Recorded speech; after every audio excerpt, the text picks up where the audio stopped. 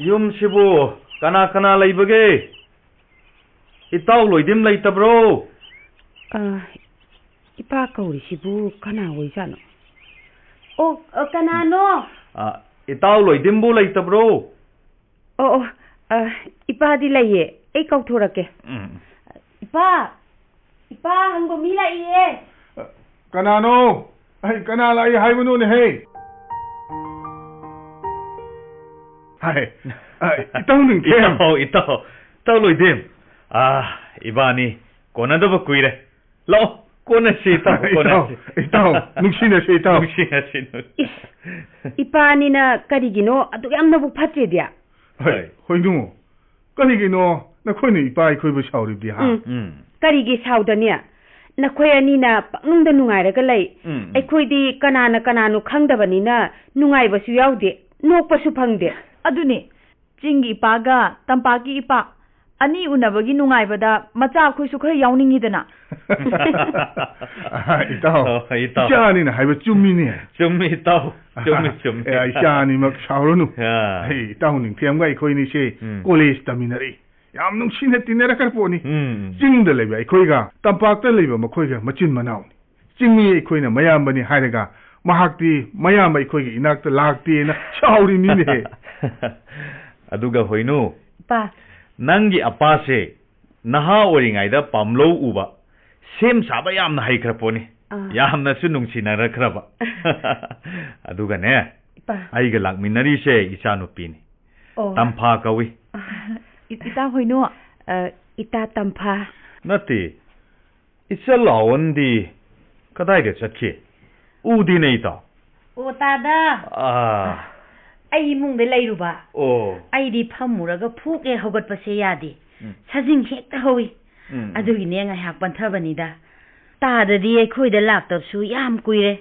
adu ita nushi reibu yaurak tabrani mahak su yamna lakning bani ita udaba kuire haidana so lori poni da adubu mahak su makhu na dana sai su pairaga chatli bani ne haujik se hai hoinu Napa khoi sa na thaknabado khara langu sone nangbo itaw ning thiamna ngasi tha thajadana phut phaujilak pasibu kari maram leirege na itaw nasanu pi tampha si agriculture gi scientist oina thabak tawre hantak China da lawu baga mari leina na Asia gi akhang ahi singi miphamda mahakna lamsigi chingda mahausa chatnaramba lawu ba aduga Mahai marong lisin duna thammagi matangda wa ngangduri adugi itaw tanagi haiduna la ibani ne itaw ichanu pina achobo officer oi tawada kaya de nungai khre aduga aikoi singi chanabi kaya bu malemgi miyama mangda phongdokani tawada amuk hene nungai khre he itaw mi phamdu da ne ichana khangliba pumnam haidokbuda hangoirunu ipa ma siri singi chakhattaba chanabi ni aduni adani haine ne khanba yade ko ai miyoiba kana hakchang da phi thongaga poklakpa yawbuge ne chummi aikhogi ipai pusingna ahanbada leikut leirai surungda leirami aduga umang wamangdagi afang bacharaga leirami haye ipa ita aina khangmada itawgi isa si Delhi da leiriba isa nupa adu khaktani aduga hoinubu isa nupi ni haibasibo kamain tawba jano ita Jumi taunu khali da jumi mahang aine he pokpa isha mukti natte Awan gi manau no pina pokpani. Mama mapa ni mak lambi gi khudong thiba mada Prabhu gi manak ta chakhare. Aduna awan ibani gi di isha mu oire dana. Mahak she be pastor ga school gi oja oi jari. Mahak ahan bani. Kari no hairi to boita. Natte nupi bu ahan ba laibra ba. Nang si yam pangi. Yum ahan ba, gari ahan ba, pi ahan ba. Masu le shabi ahan bani. Adubu mahak mitei pakhang amada luhonglani. Ipa nupa dudi kai thabak tauge. Hoinuga koi khungi skunda oja oiminarami. Adubu maraibu yam phakre. Hojikti officer mu oikre. Khandeda nupa dugi mapa mama sune pukjen chawkre. Inak sikun kre. Cha thakse. Tan su yauri.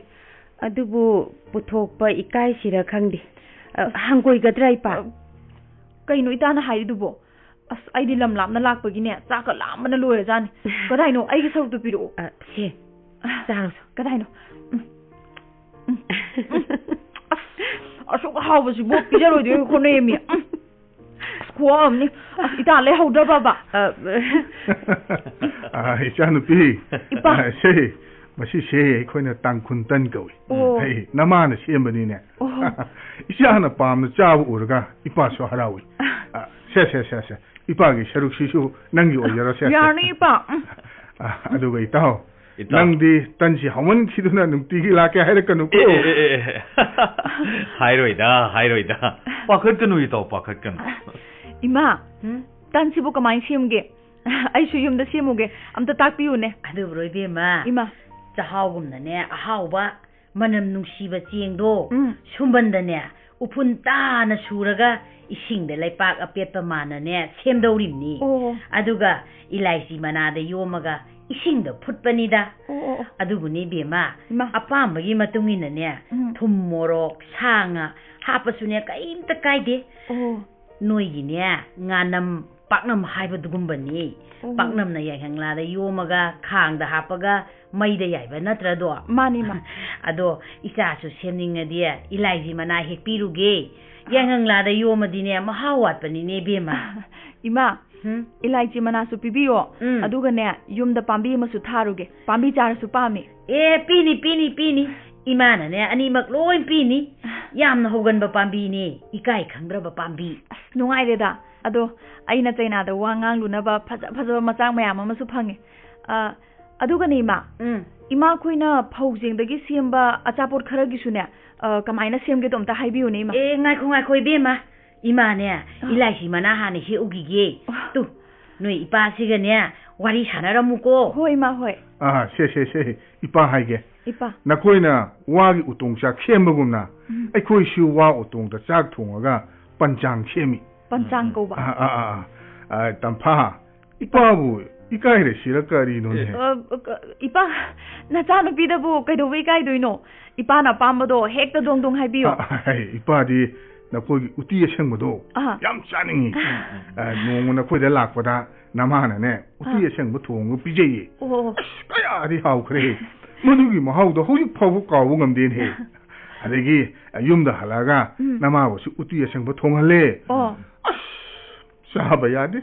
Haima. Oki machinja adum oikre. Ai nama se oki machinja thongwadi yam haikre. Aduga mi chana ba sem sabadi ne. Ai chana pi hoinu na haibe hele. Aduna ngasidi akoina sida leiraga ne ata hoinu da uti thongpa tambiramuko. Adugi oiradi ne pa ai China dagi halaga ipa gi nakta lake. Aduga itada uti thongbu su tambige. Aisu itadagi tangkhulgi tan adagi achapot mayam ama sem sabado ai tamge. Soibudi yaroi ko. Hek laktrabdi ne ai nangi luhongbuga yauroi dawni. Adudi aisu isa hoinugi luhongba yaudaba tabani ne taw. Adudi kanai di yadege. Aduni haiba. Nakut lantho o. Ikut lantho pige. Ipa nigi nungsinaba matause nacha khoisu tunginaba ngamjage. Isa singna ikoi itau tamba ngamdragadi napaga aiga ngai oibegi kari kane. Ai hoinu.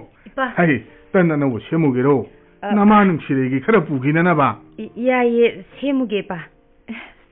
Ipa ipa khoi yumda mahi marong lisinba sigi thawrang singje angta takpiyune adugi oirabdi akhoi khungi mi amagi yumdane chatlagi yengusi hoi ba aina haibadagi chagi mina ubane hena mai senglani aiba lao hey aigi tung ilo hoi pa madune hena pame photo su kapage ita hoinu nang su chepa yawruse ita aidi lehorage itaga ipaga lakpagi kari no chaba yanaba ai silangamge akhoi ipaga chapiruro aidi ima nungsidagi punaba tansu semugi jita ho itawe isaga chatluro aishu isa hoinugi mateng pangduna lehorage ipa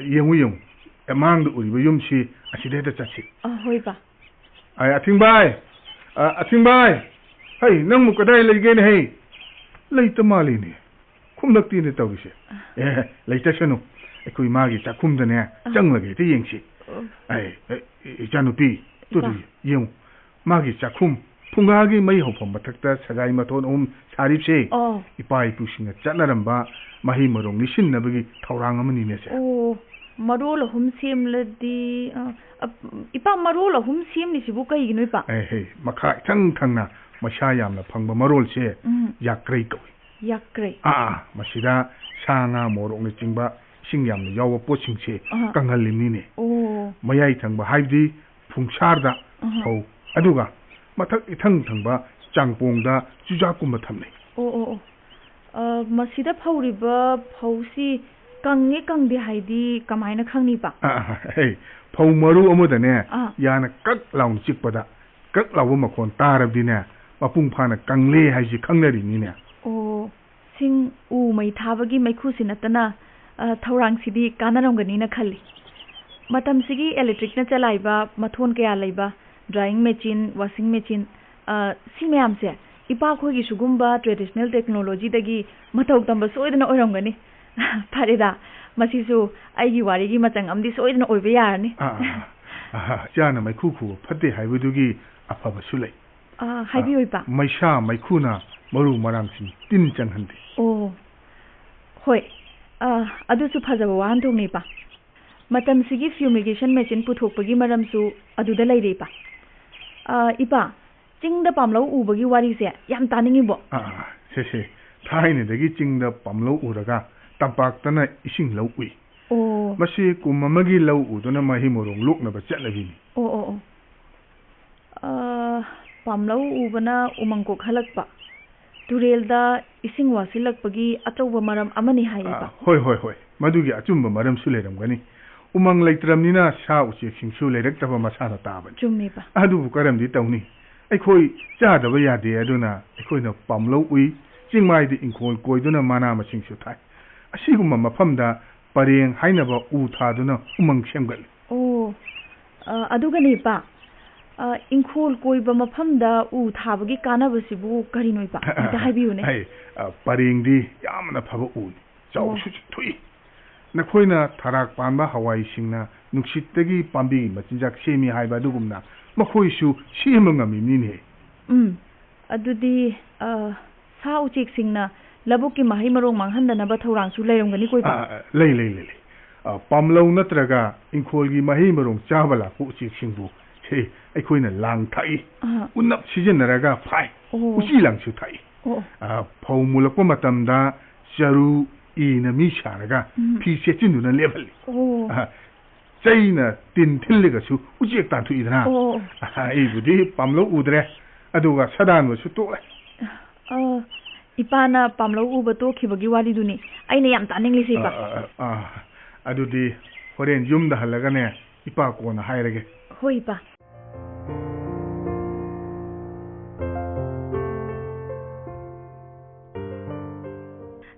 bema ima noi hala boire phare ima ne manungda noigi chana thaknaba langi se loisanaba sen saru kige ko hoi ma nang ne napa ga wari watang hak sadana sum leiramu ko ima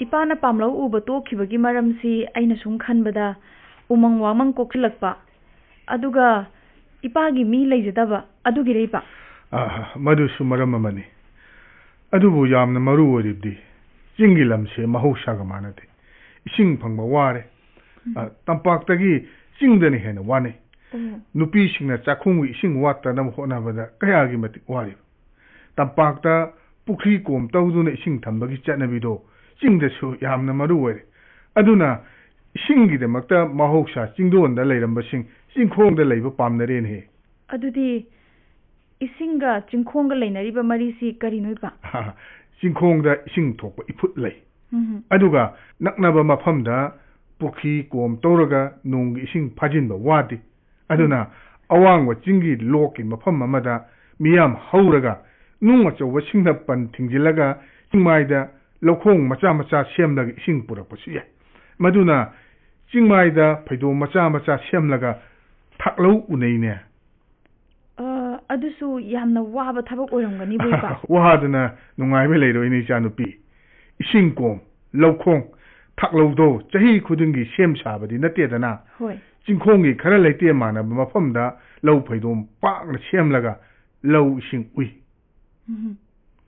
ipagidi adugumba lofam leire phauga ngaga su lemin halle hojikti kaya nungaire ngaga phaugadi kamaina lemin halibai pa ahanbada labuk mayaida pukri macha ama tawraga ayuk nga thadei he nungju thagi labukta ising pak sana leirakpa matamda makhoi singdo chaithorai ising jinjak marang kaina leiramnina chaw kaya thuna chawre law lokadaba numit 10 kun walingida isingdo thadoktuna nga singdo pukri da mu chenjel halimni adegi chaithorokpa nga singduna lulang da phaido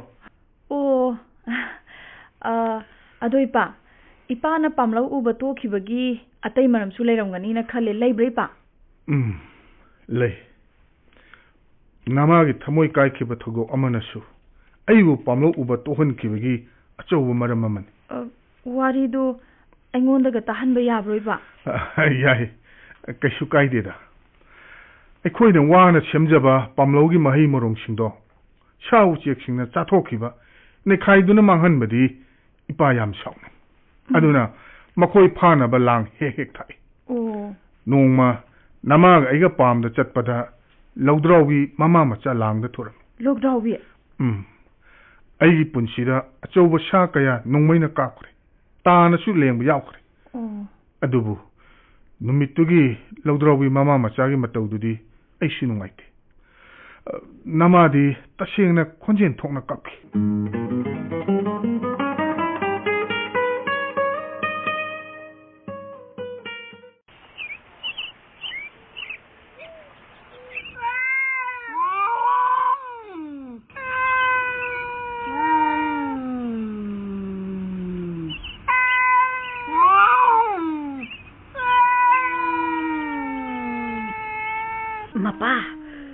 mapa khonjela che tabri yune jing sidabu kanagi mika khonu ne tawsiba mama mina kapadi mande da siba ha adudi kanana kappa oigani umangi lairi mina tengthari brane mapa ngasi de khoi pamda thabak suranu sida yumda halasi ai yamna pakhat leba ngaiko aseng madamdi khangkisi kaidoge ado lai wiramadi kamai tawne mama pakhat kinu kaidoge ne nangwa tariba khonjensi to ai khoi thabi marak asomda mali mia hoine ai shodum na khaline mafam duda ai khoina safalang amasu thakpada thakibani adudi he nang mafam si leimo kanta pakha kanuko ai yemuge hai khoigi lang mafam si am kana nomin he kari gino ne cha cho wuthuram nabi ngai da hey mama hey pura down hey kai do lagi ma khoi lang na sa ma phare ne ha awoi bara ne kadai no yemu hey thabi mar ke lang da lawdro bai ma thuri se ha ngai re da ngasi di umang lai re mina lawdro bi gi aw ba chara ma iwa wa da na tabire do imai pe ma thong nu ngai khidre da ngai khoma pa asina lawdro bi ma charo ama su ko liye mane Mama macha punna pharabdi pharaba natro ha nan kai pambi mai merong mangliba makoi loye dong wasidi ai athoba thangpak sina nang thabat tak hakke nate mapa thang be ngon da piro kadai fattaba sashi nang oina hakke haibro ha madesye sheshe thang sipai aduga mama yamnadi chekshilu longdraw bise mo fattabadi matau manana sathi bani ko ei changmada chekshilu hoi ai khangna tawge ba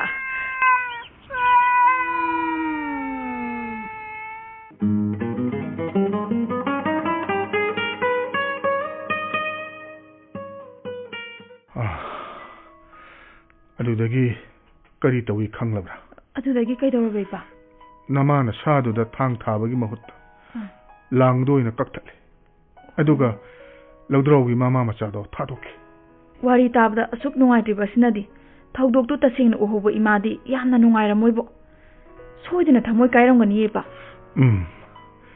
numituda namagi thamoida phawriba chainado aingonda phawbo ngamkidi aduna mahangna sa thadokibeda ai yamna sauni pamda thabak suminariba aikoini wangangnadi laina yaroi madi wangangi ko aina khumdabani aikoini chaksu chamine aduga wadi sungangangnadi ipagi se yam nokningga wari ma leire liro reipa liro ipagi imaga khanaba sumaina matai manaw masu saunai haye aduda nupaduna tung onthoga phungada maiti aga leijane aduda nupaduna seliba khudai na maido chak doraba aduda nupiduna pakhat manghadana na maido chak tore ta thopiro ena thowi adu haibadagi nupaduna mafido satlawda loisalaga phoklaw hagola chakhi adu ningkhana kwaiwani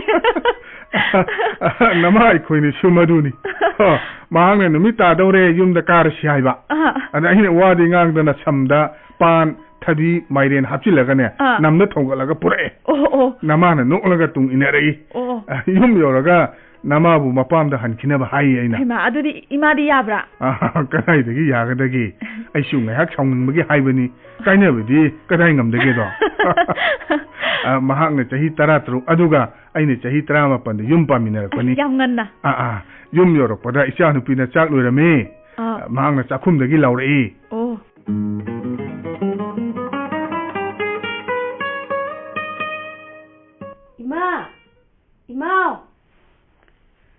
Ima kaidawre bema thabak surubagi waramani chak loire khongkhor hamnaba ising asabasu leirabane ha kari thongge ipana pamjaba hawai asangbaga ok akangbaga adudi haurani napagi khara yamne he hapiyo madine ngasi thabak yamna wabani ne bema ipadi wa ngangdi kaidawrage hakjang amdrabo ipa ichanupi ipa kaisi tawde natraga imaga khanaraba nate napana ne khanabani aidi ne maga ne sukhat he khanajadi he karigi khanaino ahanora kanda o pamlogi ne thabi maraktuda logdrawbi mama machado langda thurami madu aina thadu ubagini bema nogi napa sina saurisi aina ga ngangbaga ne matta khumbi ponate ado imadi kada we thadu urino yong mama na ne macha kolga kappa matawdo imana yengba ngamde do aduda thadokpani kaidawrage dubo namana ayu khanbadagi ne chadubu nuksibene hele aduna aina sawba mapa adugi wana tiba sauranu kaidawrage phare nangna yamna sauradi matung manaw ai nangna pamba thabak adu tamak tawrage aduga ne ai lamlaki saga se ngasi dagi chararoi haisini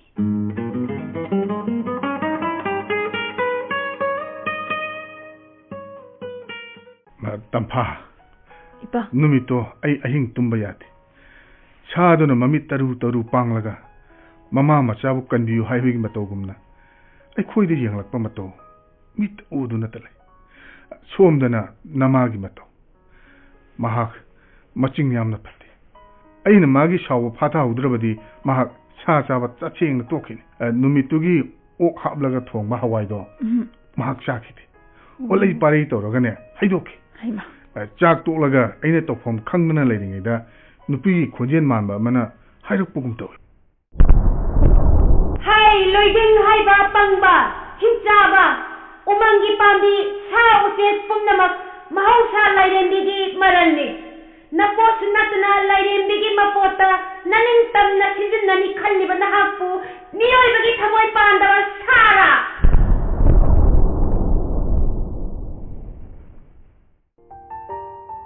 ꯅꯨꯃꯤꯠꯇꯨꯗꯒꯤ ꯑꯩ ꯎꯃꯪ ꯋꯥꯃꯪꯗ ꯅꯤꯡꯈꯥ ꯇꯝꯅ ꯁꯗꯥꯟꯕ ꯇꯣꯛꯈꯤ ꯇꯉꯥꯏ ꯐꯗꯕ ꯍꯥꯏꯕꯅ ꯑꯃꯅꯤ ꯄꯥꯝꯂꯧ ꯎꯕꯒꯤ ꯆꯠꯅꯕꯤ ꯊꯥꯗꯣꯛꯂꯒ ꯆꯤꯡꯈꯣꯡꯗ ꯏꯁꯤꯡ ꯂꯧ ꯎꯗꯨꯅ ꯉꯥꯁꯨ ꯄꯨꯟꯅ ꯌꯣꯛꯃꯤꯟꯅꯕ ꯍꯧꯈꯤ ꯁꯦ ꯇꯝꯐꯥ ꯏꯆꯥꯁꯤꯗꯤ ꯅꯄꯥꯒꯤ ꯋꯥꯔꯤꯁꯤꯗꯤꯅꯦ ꯂꯣꯏꯕ ꯅꯥꯏꯔꯣꯏ ꯃꯍꯥꯛꯀꯤ ꯃꯀꯣꯛ ꯑꯁꯤꯗꯤ ꯆꯤꯡꯈꯣꯡꯒꯤ ꯏꯁꯤꯡ ꯏꯐꯨꯠ ꯄꯦꯔꯦꯒꯨꯝꯕꯅꯤ ꯍꯪꯂꯤꯕ ꯃꯈꯩ ꯊꯣꯛꯂꯛꯀꯗꯧꯔꯤꯕꯅꯤ ꯅꯪꯅꯅꯦ ꯂꯧꯁꯤꯟꯕ ꯉꯝꯂꯣꯏꯗꯕ ꯑꯗꯨꯇꯅꯤ ꯁꯦ ꯉꯁꯥꯏꯗꯒꯤꯅꯦ ꯅꯇꯥ ꯍꯨꯏꯅꯨꯅꯦ ꯑꯩꯈꯣꯏ ꯃꯌꯥꯝ ꯆꯪꯗꯅ ꯆꯥꯅꯕ ꯊꯛꯅꯕ ꯂꯥꯡꯂꯤꯕꯁꯦ ꯆꯥꯊꯣꯛꯎꯔꯁꯤ ꯑꯗꯨꯒ ꯑꯃꯨꯛ ꯍꯟꯅꯕ ꯇꯧꯁꯤꯅꯦ